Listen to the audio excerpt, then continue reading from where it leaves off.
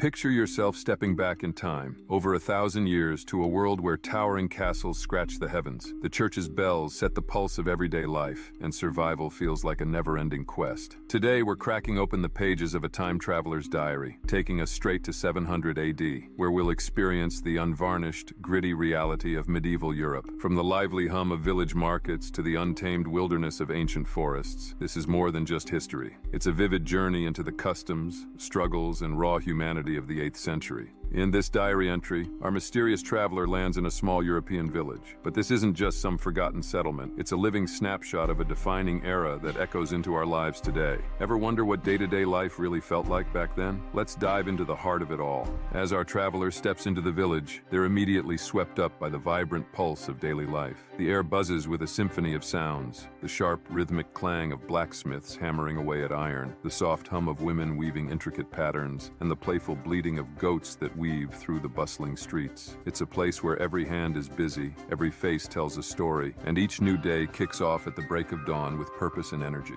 The heartbeat of the village lies in its fields, where most villagers spend their days working the land from dawn to dusk. Endless rows of wheat and barley blanket the landscape, carefully tended by families whose livelihoods hinge on these crops. There's no modern machinery to be seen, only the sweat of hard labor guided by wooden plows and sharpened sickles. Each harvest is a high-stakes game against nature. A single bad season could spell disaster, turning the promise of a bountiful yield into a fight for survival. Beyond the fields, a network of bustling cottage industries breathes life into the village. The blacksmith hammers red-hot metal into sturdy tools and weapons, sparks flying with every strike. Nearby, the potter's wheel spins as skilled hands mold clay into pots, jugs, and other daily essentials. Women work tirelessly at their looms, transforming raw wool into colorful cloth that will eventually clothe their families. These artisans are the true backbone of the community, crafting every piece by hand in a world untouched by mass production, where each item carries the mark of its maker's skill and dedication. In this village, gender roles are deeply entrenched and strictly defined. Men labor in the fields, hunt wild game, and stand ready to defend their home whenever danger looms. Women, meanwhile, take charge of the household, cooking, raising children, tending to livestock, and often working the fields alongside the men. It's a partnership forged by necessity, where each role is clear, if not equal, driven by the unspoken agreement that survival depends on everyone playing their part in this delicate, demanding balance. As our traveler delves deeper into village life, they uncover the intricate web of the feudal system, which forms the bedrock of medieval society. At its pinnacle sits the local lord, a figure of authority who controls the land and offers protection in exchange for unwavering loyalty. Below him, the villagers, or serfs, are bound by duty to work the land and serve their lord. This hierarchy is both rigid and unyielding, with power cascading down from the lord to the humblest peasant. Each level clearly defined and interdependent in a system where status and obligations are inherited rather than chosen. Life under the lord comes at a steep price. Villagers are tethered to the land and face heavy taxation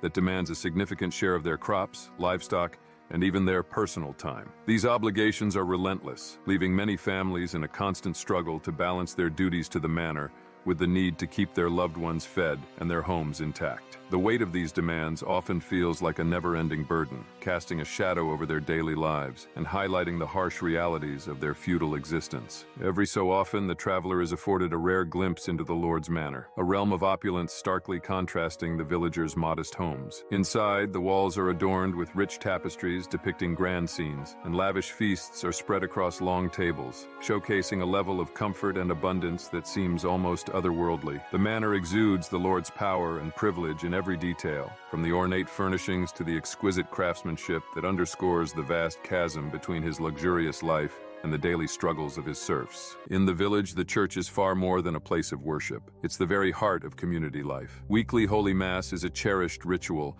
providing villagers with a welcome pause from their relentless routines and a chance for spiritual reflection. The church not only marks the passage of time, but also orchestrates the major events of life, from baptisms that celebrate new beginnings to burials that honor the departed. It's a constant presence, guiding the rhythms of existence and shaping the fabric of every significant moment in the villagers' lives. lives. As the traveler watches Mass unfold, they witness a rich tapestry of Latin prayers, incense-filled rituals, and deeply symbolic sacraments. Even though the villagers might not grasp every Latin phrase, the ceremonies weave a profound sense of comfort and divine order into their lives. The solemn chants and fragrant clouds of incense create an atmosphere of reverence, offering solace and reinforcing the spiritual bonds that connect them to their faith and to one another. The architecture of the church itself is a testament to its sacred role. Intricate stone carvings adorn the walls, depicting vivid biblical scenes that seem to come alive in the flickering candlelight. Stained glass windows filter sunlight into a mesmerizing dance of colors, casting a divine glow that transforms the interior into a sanctuary of beauty and light. These artistic elements not only inspire spiritual reflection, but also provide a rare, uplifting contrast to the often harsh realities of daily life, offering villagers a glimpse of transcendent beauty amidst their struggles.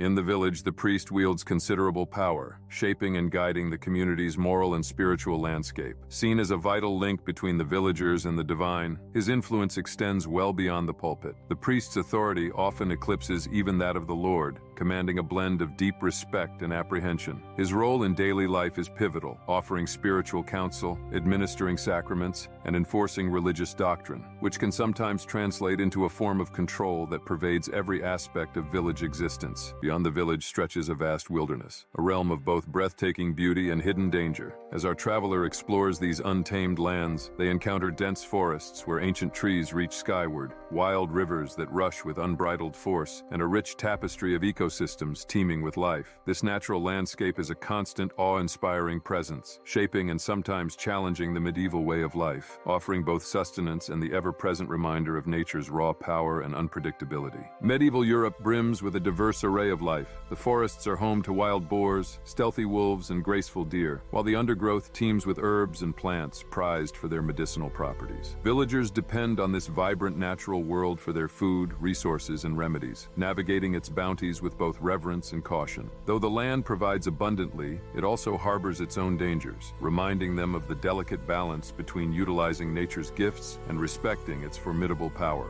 For many villagers, foraging is essential for survival. They scour the forests for berries, hunt small game with skillful precision, and cast their nets into the rivers for fresh fish. These age-old techniques are handed down through generations, forming a vital lifeline in a world where food scarcity looms as a constant threat. Every gathering trip is a blend of tradition and necessity, a testament to the villagers' resourcefulness and deep connection to their environment. The wilderness offers both abundance and peril. Predators lurk in the shadows, harsh weather can turn quickly, and the fear of the unknown makes the forest a place of both opportunity and danger. For villagers, survival hinges on a delicate balance, respecting the land's power and knowing the right moments to venture into the wild versus staying safely within the village's protective bounds. Their strategies are shaped by a deep understanding of these environmental threats, guiding them to navigate the wilderness with caution and respect. Whenever a traveling merchant graces the village with their presence, a wave of excitement sweeps through the community. These traders act as vital lifelines, bridging isolated villages and introducing a burst of new energy into daily life. They bring with them news from distant lands, essential goods, and a tantalizing glimpse of the broader world beyond the village's borders. The arrival of a merchant is a rare but eagerly anticipated event, marking a moment of connection and exchange in an otherwise self-reliant and isolated existence. Merchants bring with them an array of rare and coveted items that villagers can't produce on their own. Spices that tantalize the senses, luxurious silks, and intriguing artifacts from far-off lands. In this world where currency is scarce, bartering becomes the lifeblood of trade. Villagers exchange their precious resources and handcrafted goods for these exotic treasures, negotiating deals that reflect both the value of their wares and their desire to acquire something unique and extraordinary.